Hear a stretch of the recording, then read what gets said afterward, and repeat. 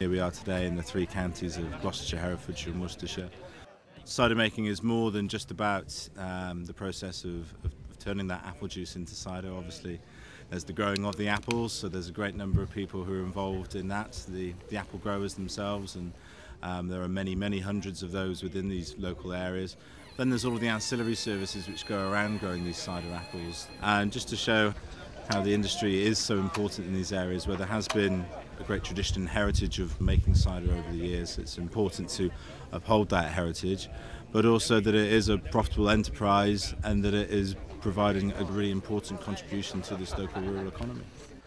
Welcome to you all from all the cider growing regions of the UK, and thank you for coming, all the growers, the cider makers and the many exhibitors, the trade stands and the service industries who are represented here today.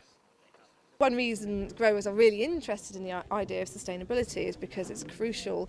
It's an integral part of what they do. They can't just think about what crop they're going to try next year like you can with cereals. You know, they need to plan really far in ahead, so at least 40 years, which is very difficult in the current climate. My ancestors are Scudamores. Historically, they were responsible for bringing the cider apple over to the UK from France shortly after the Norman invasion, so we go back quite a long way. I'm sort of custodian of the land whilst I'm here, and hopefully then my family will continue. It's nice to leave a legacy and to try and let everybody share in that legacy. My business survived by making machinery specifically for the cider industry, harvesting machinery, supplying treating equipment, spraying equipment, that manage the crop and keep the crop in good condition.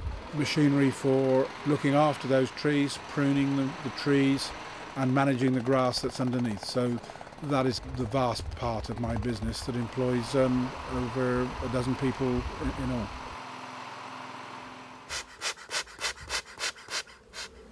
For a month, 6 weeks, we're doing nothing but shifting hundreds of colonies of bees into the Herefordshire orchards. And it's one of the things on the rental on the bees that helps pay for the running of the company. And then we hopefully live on the proceeds of the honey. It's that symbiotic relationship that the beekeepers and the fruit growers have that is very, very important. It's important to keep both of our businesses alive. But you don't want to lose the leader in these trees. If that ends up flattened like that, it's no good to anyone. It is an investment that is measured in decades, and this is why it's so important that there is stability, especially around duty on cider, to enable it be worthwhile for cider makers to plant these orchards and for these growers to continue to grow these apples for the industry.